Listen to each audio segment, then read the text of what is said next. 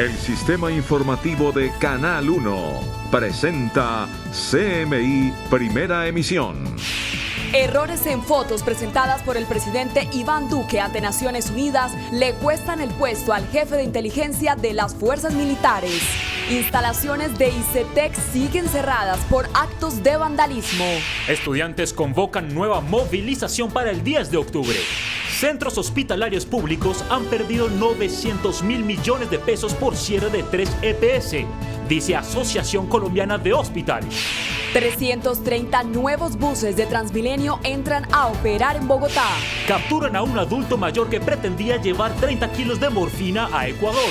Tribunal Supremo de España da vía libre a exhumación de Francisco Franco. Cae jefe de inteligencia y contrainteligencia del Comando de las Fuerzas Militares. Rueda la primera cabeza por errores en dossier sobre el ELN presentado por presidente Duque en la ONU. Gobierno colombiano anuncia que corregirá y actualizará el dossier presentado en la ONU sobre presencia del ELN en Venezuela. Defendamos la paz, critica comportamiento del gobierno contra Cuba y Noruega. Denuncia que es evidente desmantelamiento de países garantes del proceso de paz. Racha violenta por homicidios en Antioquia. Ataque armado en Tarazá dejó 2 muertos y 6 heridos, entre ellos una niña. Y en Segovia fue un triple homicidio. Ejército pidió perdón a Comunidad de Paz de San José de Apartadó por masacre de hace 14 años. 3 días completa paro de estudiantes de un colegio público en el centro de Bogotá. Gobierno pedirá perdón y reconocerá fallas en investigación de asesinato de periodista de opinión en Cali. Cae estructura criminal Los Escopolaminos. Mediante engaños adormecían a conductores en carreteras del país. Con Luisa Tobo. Muy buenos días, bienvenidos a CMI Primera Emisión. Las instalaciones del ICETEX continúan cerradas tras los actos vandálicos de la semana pasada y aún no se establece el monto de las pérdidas. Ante nuevas marchas anunciadas por los estudiantes, la ministra de Educación señaló que el gobierno está cumpliendo lo pactado con las universidades públicas. Así están las instalaciones del ICETEX en el centro de Bogotá. Tras los daños, la sede principal está cerrada, mientras tanto operará en el edificio de la calle 57 en el norte de la capital. Aún no han calculado el costo de los daños. La ministra de Educación hizo un acto simbólico para rechazar los hechos. Dejar ver que continuamos con humildad, con respeto, con vocación de servicio a la ciudadanía y darles todo el respaldo al equipo del ICETEX. La jefe de la cartera de Educación ante las marchas programadas por los estudiantes dijo que el gobierno viene cumpliendo con lo pactado. Hemos tenido 14 meses de trabajo ya, 14 meses donde ustedes saben que nos hemos caracterizado por la escucha activa, por la respuesta oportuna y responsable. Señaló que el Ministerio de Educación está acompañando las investigaciones por presunta corrupción en la Universidad Distrital. Están pidiendo toda la información de la forma como se vienen ejecutando los recursos, no tengan duda de ello, tendrán el acompañamiento del Ministerio. Actualmente las sedes de la Universidad Pedagógica y Distrital operan con normalidad. Y precisamente líderes universitarios anunciaron que el próximo 10 de octubre se llevarán a cabo en Bogotá nuevas movilizaciones estudiantiles. Además de movilizarse contra los excesos de fuerza del ESMAD, los universitarios denuncian que el gobierno no ha cumplido con los acuerdos firmados el año pasado. El incumplimiento denunciado por los principales líderes estudiantiles de algunas universidades públicas tiene que ver con el dinero estimado para ciencia y tecnología acordados en diciembre del año pasado por un valor de 300.000 millones de pesos anuales. Ha incumplido en su mayoría el acuerdo en términos de los saldos apropiados y no comprometidos, que no ha destinado un solo peso a la educación superior.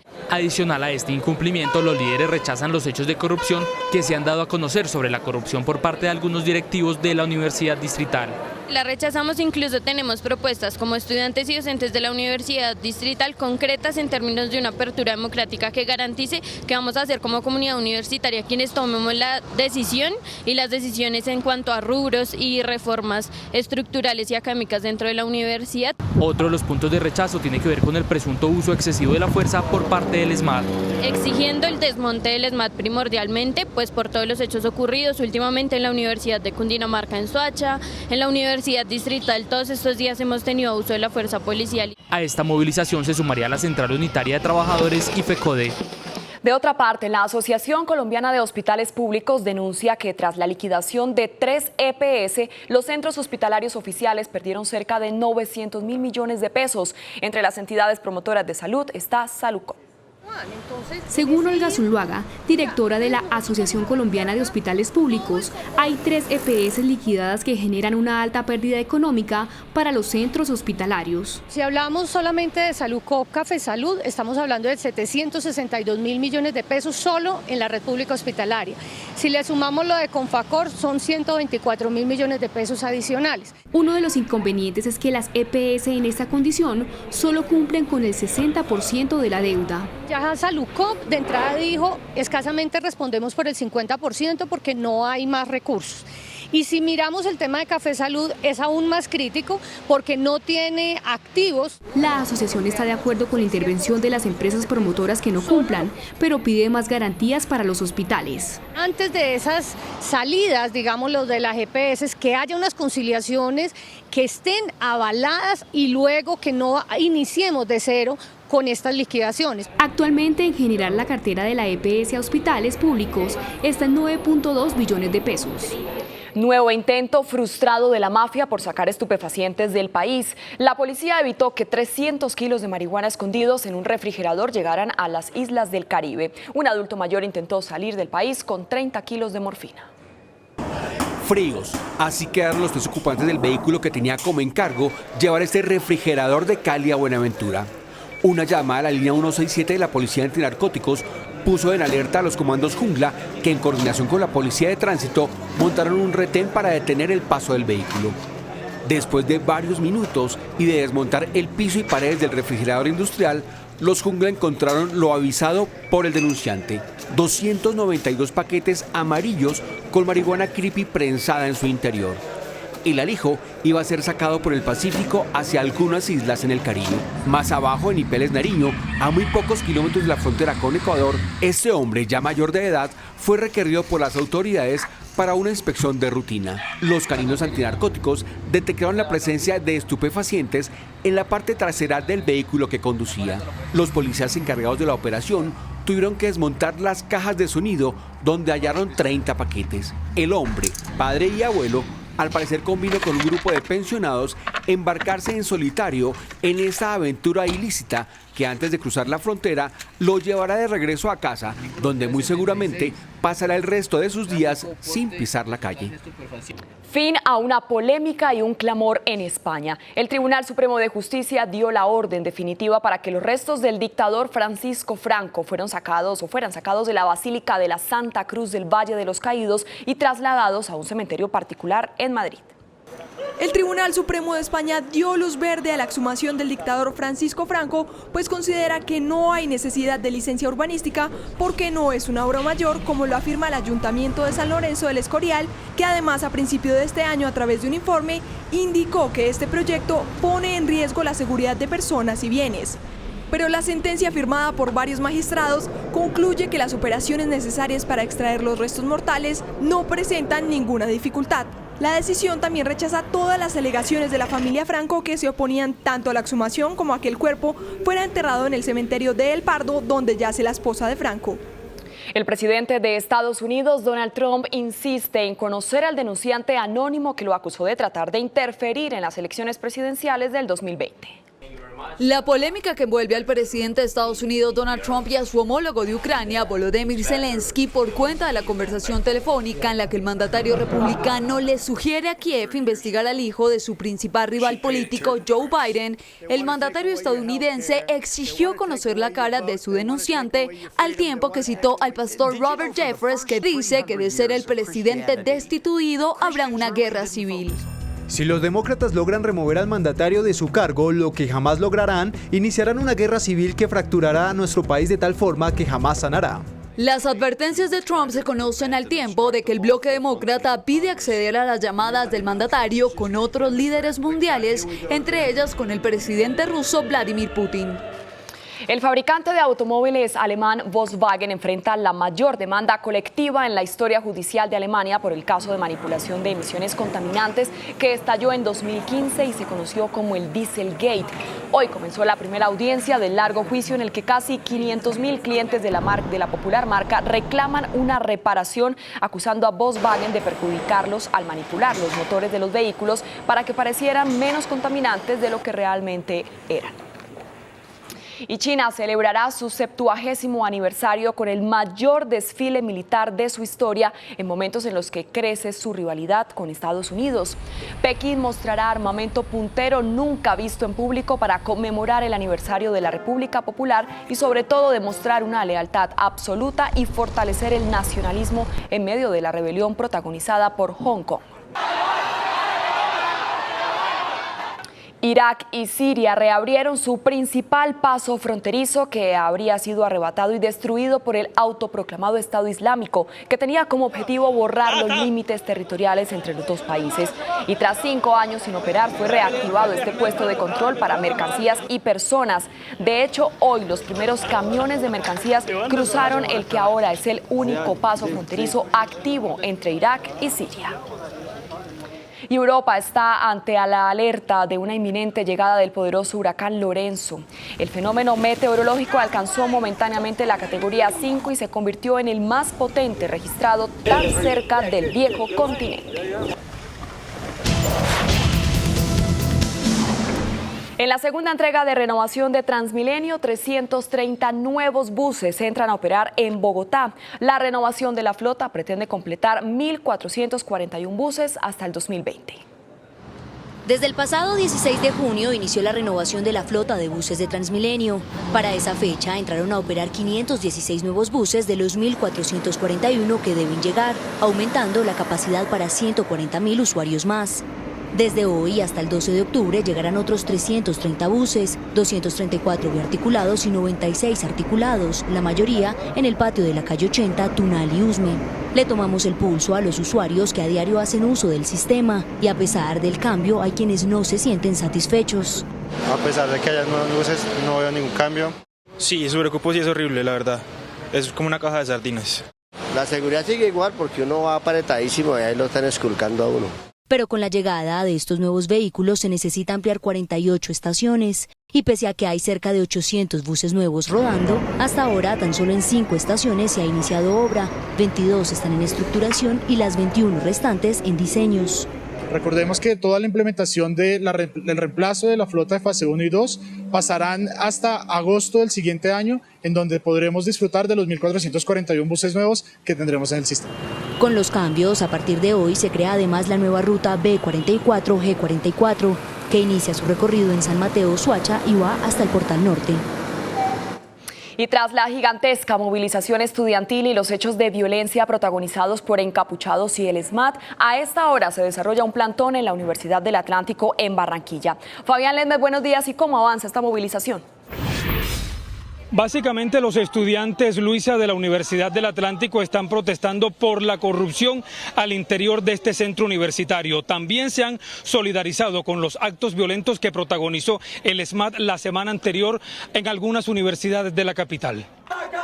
En esta mañana los estudiantes de la Facultad de Bellas Artes protestaron por los actos de corrupción no solo en las universidades de la capital, sino en la Universidad del Atlántico. Al tiempo, los estudiantes se solidarizaron con los universitarios de la capital que resultaron afectados por la fuerza pública. La Facultad de Bellas Artes tiene 2 años y medio de estar en el piso, con un decano que ha sido denunciado por nepotismo, por corrupción, por traslado injustificado. Los estudiantes también le reclamaron al gobierno nacional el desmonte del ESMAD. Nosotros hemos visto a través de la historia cómo muchos compañeros han dado su vida a manos del Escuadrón Móvil Antidisturbios, no solo estudiantes, líderes campesinos, líderes indígenas, que constantemente salen a exigir sus derechos y reciben una respuesta violenta y agresiva por medio de las recalzadas del ESMAD. También los estudiantes de la Universidad del Atlántico levantaron su voz para exigir una veeduría a los recursos entregados por el gobierno central a esta alma mater. Luisa, las clases continúan de manera normal aquí al interior de este centro universitario. Los estudiantes de la Universidad del Atlántico también aprovecharon esta ocasión una vez más para pedir la renuncia del rector Carlos Prasca. Desde Barranquilla, Fabián Ledmes, CMI, la noticia. Noticia en desarrollo en CMI.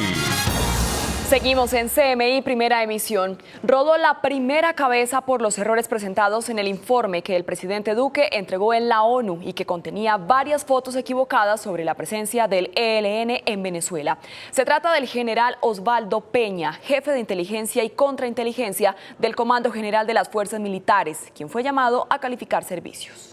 El Gobierno Nacional llamó a calificar servicios al general Osvaldo Peña, jefe de inteligencia del Comando General de las Fuerzas Militares. La decisión estaría relacionada con la inclusión de fotografías que no corresponden a los hechos en el informe presentado por el presidente Iván Duque al secretario general de la ONU sobre la presencia del ELN en Venezuela. El gobierno tomó la decisión después de soportar una ola de críticas contra el presidente Iván Duque por esta fotografía que fue presentada como una prueba de la presencia del ELN en Venezuela y que en realidad fue tomada en el departamento del Chocó. A esta hora continúan las reuniones sobre este tema en el Ministerio de Defensa y la Casa de Nariño. No se descarta que haya nuevos relevos de funcionarios civiles o militares. Y en el Congreso de la República acaban de calificar como un oso internacional la información errada que presentó el presidente Duque en las Naciones Unidas sobre la presencia de la guerrilla en Venezuela. Gerardo, buenas tardes. ¿Y qué más han dicho los senadores? Hola, buenas tardes. Diferentes reacciones ha producido en el Congreso de la República a raíz de la caída del general Osvaldo Peña, director de inteligencia y contrainteligencia de las fuerzas militares, y a quien el gobierno le cobra el que el presidente Iván Duque haya presentado información no correspondiente a la realidad en las Naciones Unidas sobre la situación con Venezuela. Las reacciones políticas han dicho que debe haber responsabilidad política de ministros como el canciller Carlos Holmes Trujillo y el de Defensa Guillermo Botero. Lo que muestra el inmenso oso mundial de Duque es, primero, que no tenemos una inteligencia profesional y segundo, que se van contra el militar, contra el que ha hecho su carrera trabajando en el ejército y no contra el ministro. Ese oso que hicieron cometer al presidente nada menos que ante la ONU es un error político y los errores políticos deben ser respondidos por los ministros civiles. El gobierno obra bien porque la presentación que hace ante un organismo multilateral con información que no corresponde a la realidad preocupa mucho.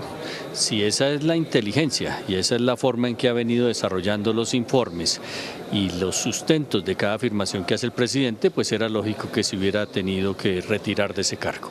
Bueno, pues eso es lo mínimo que podía pasar, pero esperamos que también responda por lo menos el canciller, porque es que la responsabilidad política de semejante oso internacional no puede quedar en cabeza de un oficial de las Fuerzas Armadas que debe también obviamente responder. Este momento es para que Colombia proteja sus intereses en el escenario internacional, defenda su seguridad nacional y por lo tanto ya habrá espacio para las responsabilidades personales y políticas a las que haya lugar. Por ahora no perdamos el foco de lo realmente importante y es que Colombia está bajo una grave amenaza, no solamente por una dictadura en el vecino país, sino apoyado por grupos al margen de la ley que se financian con el narcotráfico.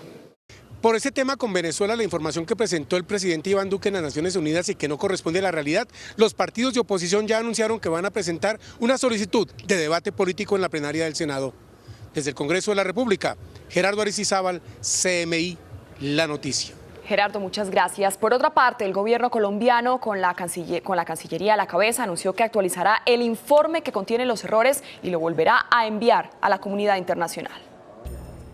Estas son algunas de las fotos publicadas en el dossier entregado a la ONU la semana pasada que han causado polémica. El jueves, el comandante de las fuerzas militares dijo que no sabía si estas especialmente habían sido tomadas en Cauca o en Venezuela. ¿Fotos en el Cauca o en Venezuela? No tenemos conocimiento. 5 días después, esta mañana el gobierno insistía en desestimar la importancia de esas fotos. Se trata apenas de un asunto de diseño y reconocimiento de créditos en los pies de foto. Todo lo demás me parece accesorio. Y para restarle importancia, el gobierno insistió en rescatar lo valioso del dossier. Aquí lo que importa es la gravísima amenaza del régimen de Maduro a la paz y la estabilidad de Colombia. Y también habló el fiscal general de sus líneas de investigación. Hemos trabajado hace ya bastante tiempo, que sería la de Venezuela como santuario del Ejército de Liberación Nacional. Un santuario donde inclusive denunciaron al exgobernador del estado Zulia, hoy embajador de Venezuela en México, quien habría financiado proyectos sociales para los indígenas en consenso con el ELN.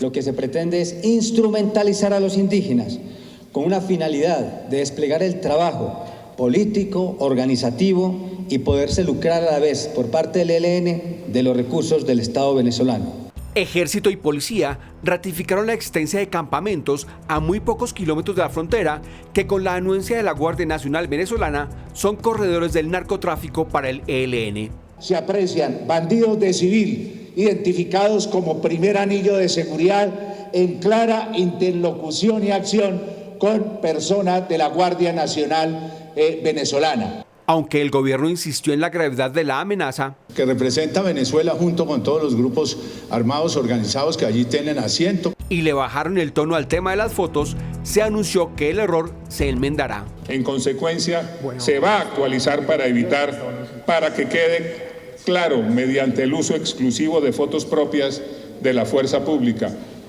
El presidente Nicolás Maduro habla a esta hora en una rueda de prensa en Caracas. Nuevamente acusó al presidente Iván Duque de mentiroso y de haber hecho un bochorno en la ONU.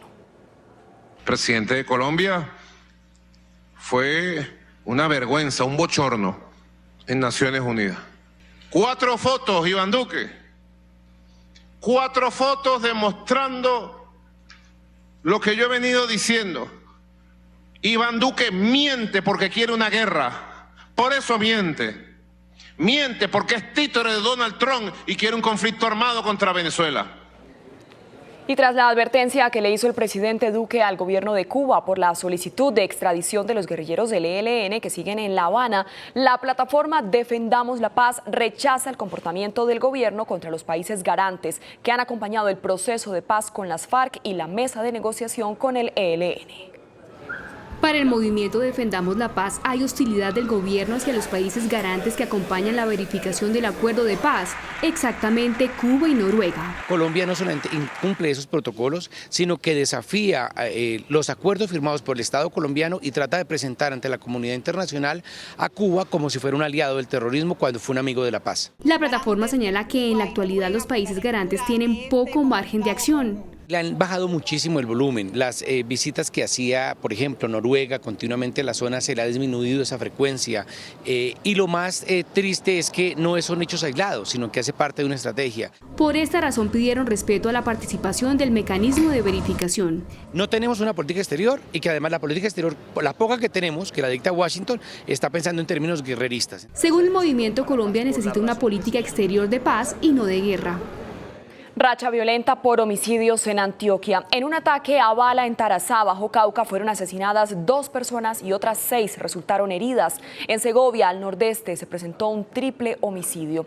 Yusi Chaparro, buenas tardes. Detalles de este fin de semana violento en Antioquia. Hola Luisa, buenas tardes. En total fueron 9 los homicidios que se presentaron en diferentes municipios en el norte, en el Bajo Cauca y también en el nordeste antioqueño. Según las autoridades podrían ser algunas retaliaciones en algunos de estos casos por parte de grupos armados. Recordemos que en el Bajo Cauca delinque el Clan del Golfo y también los Caparros ofrecieron una recompensa de 10 millones de pesos en el caso del municipio de Segovia.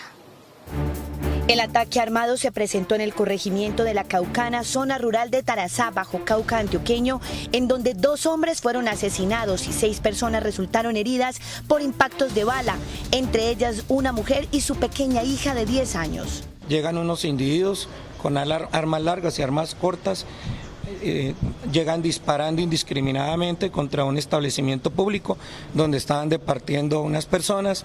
En ese hecho terminan perdiendo la vida 2 ciudadanos, terminan heridas 6 personas. Las víctimas mortales son Arlex Salcedo, de 28 años, y Cristian Sánchez, de 22, quienes hacían parte de la asociación de caboteros de la zona.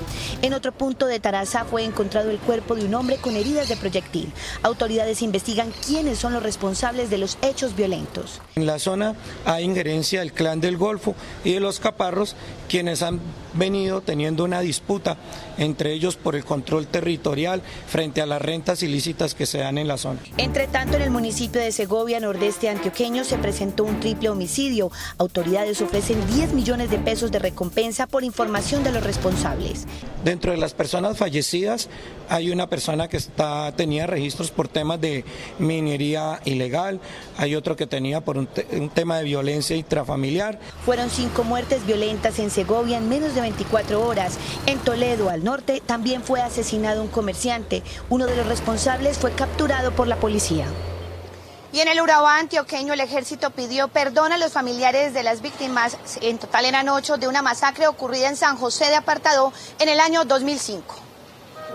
En la emotiva ceremonia, familiares de las 8 víctimas de la masacre de San José de Apartadó recibieron el perdón 14 años después por parte del ejército.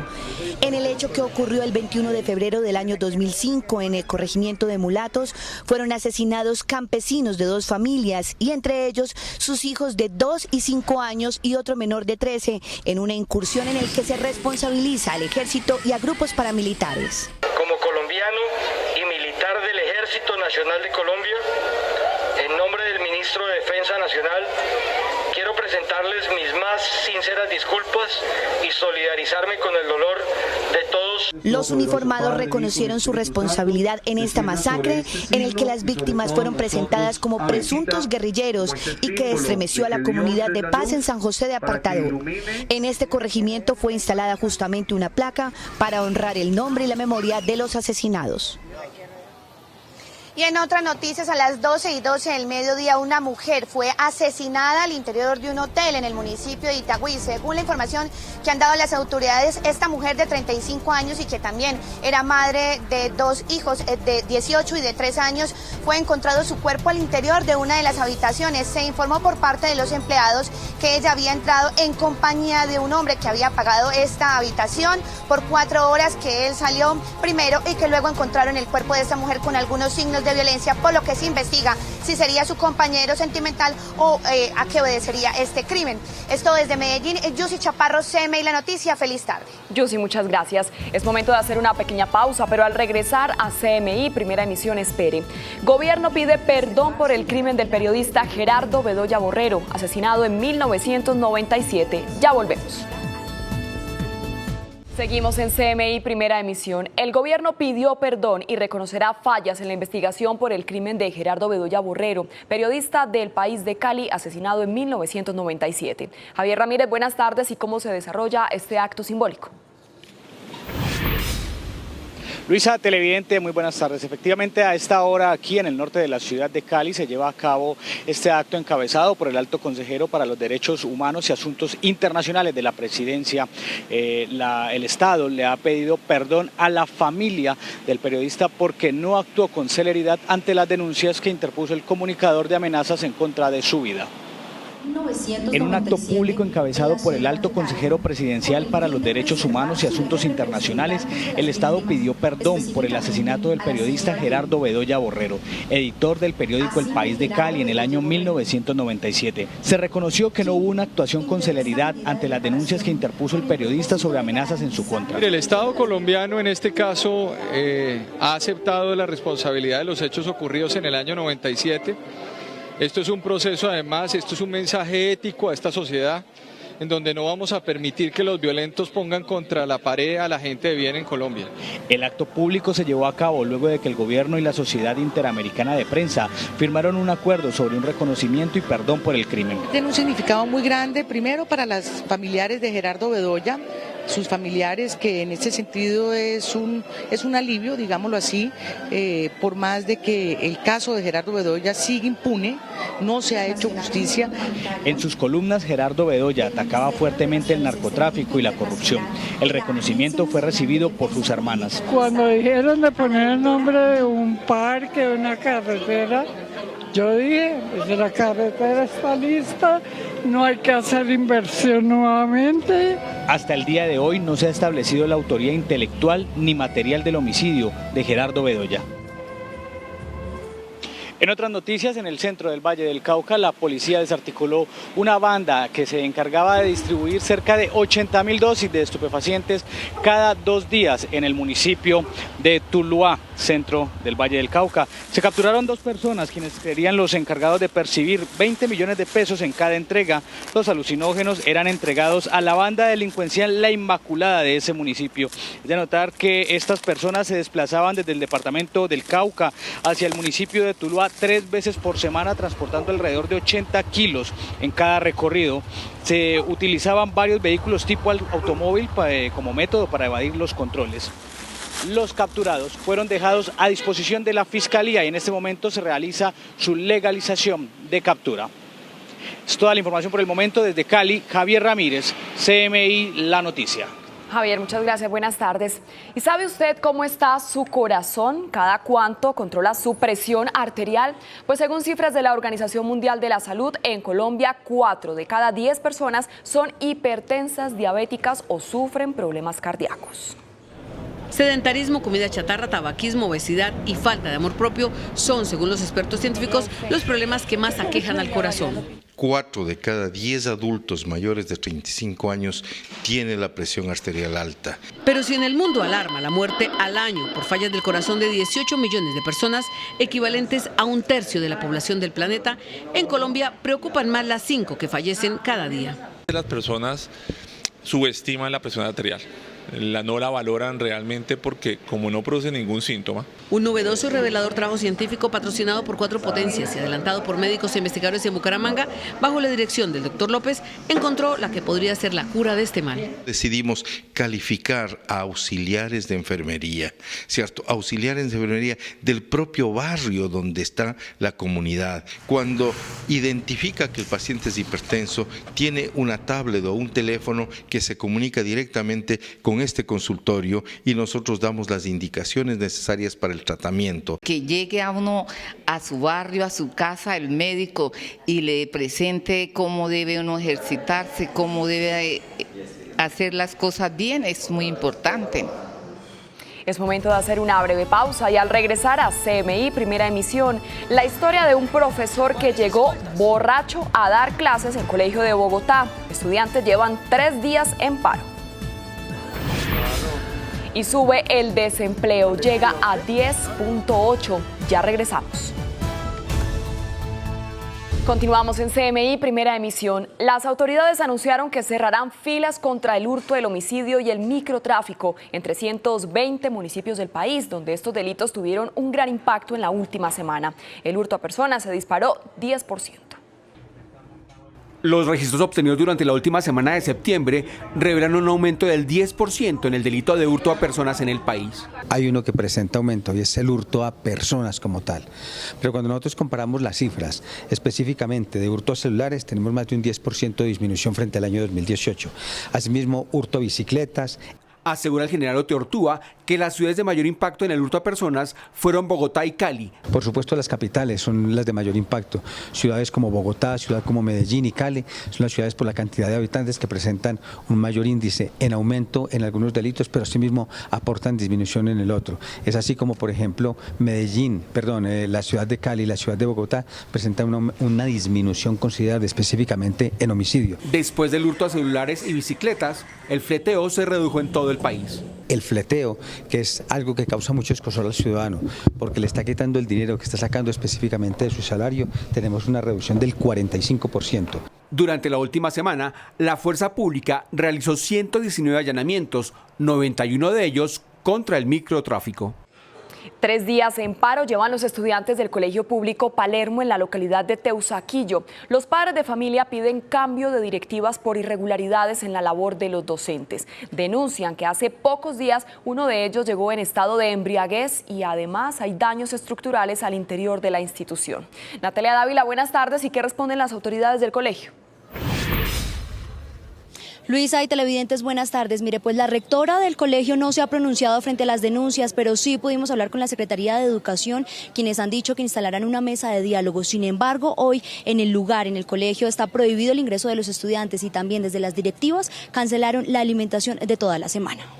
¡Cambio de rectora! ¡Cambio de rectora! Cambio de rectora. Esa es la petición de más de 200 padres de familia y estudiantes del Colegio Técnico Distrital Palermo, ubicado en la localidad de Teusaquillo. La razón, según los padres, irregularidades en su labor. Esta señora no es idónea en pedagogía y es un riesgo para nuestros chicos. Desde hace más de un año, de acuerdo con denuncias interpuestas desde el Comité de Padres, el panorama dentro de la institución ha sido este. Constantes riñas entre estudiantes sin presencia de docentes, venta y consumo de sustancias psicoactivas entre pasillos, deficiencias en la estructura del plantel educativo que pone en riesgo la salud de los menores e incluso escenarios como este, en el que se evidencia cómo un profesor de filosofía llega aparentemente borracho a dictar clase. Eso no tiene ningún nombre, no tiene presentación. De hecho, eso debería ser algo que a la misma Secretaría de Educación debería dar vergüenza. La falta de gestión de ella se evidencia en absolutamente todo. Ante el panorama, consultamos a la Secretaría de Educación, quienes respondieron. Le hemos dicho al colegio, y vamos a hacerlo ahorita en la mesa, y es: entréguenos un informe de las intervenciones que se han hecho durante el año. Y si hay algo pendiente, pues por favor, digamos ahorita, entrar a ejecutar cada uno de estos situaciones. Según el director local de educación, el docente, que al parecer llegó en estado de embriaguez, lleva vinculado menos de un mes a la institución y en su historial tendría problemas de salud. ¿Y usted se los va a enviar a él? Desde el momento que ocurrió, que fue el 5 de septiembre, se adelantaron todos los procedimientos de tipo disciplinario, administrativo, demás, una situación desafortunada. Por el momento, padres de familia y estudiantes que se han visto afectados continúan en paro. Mira, y es que según el Comité de Padres, los antecedentes que tiene la rectora de este colegio no son nada favorables, pues la razón por la que habría llegado hasta esta institución es porque habría sido trasladada de otro colegio público por otras irregularidades. Este colegio estaría ubicado en la localidad de Ciudad Bolívar. Es por el momento la información que tenemos en este momento. Natalia Dávila, CMI La Noticia. Natalia, muchas gracias. Y la tasa de desempleo continúa al alza. En agosto se ubicó por encima de los 2 dígitos. El desempleo en agosto se ubicó en 10,8%, la cifra más alta de los últimos 9 años. En 2010, el indicador se ubicó en 11,2%. El día de hoy le presentamos al país los resultados del mercado laboral, en donde la tasa de desempleo nacional para el mes de agosto pasa del 9,2% en agosto del 2018 al 10,8% en el mes de agosto del 2019, mientras que la tasa de desempleo a nivel nacional para el trimestre móvil pasa del 9,3% al 10,3%. Definitivamente hay un fracaso en la política de empleo en este país, que es sintomático de todos estos gobiernos, porque no existen políticas de empleo. En el país hay 562.000 personas menos ocupadas. En 2018 había 22,6 millones, mientras que este año se reportaron 22,1 millones de ocupados. Los desocupados subieron en 391.000, pasaron de 2,2 a 2,6 millones.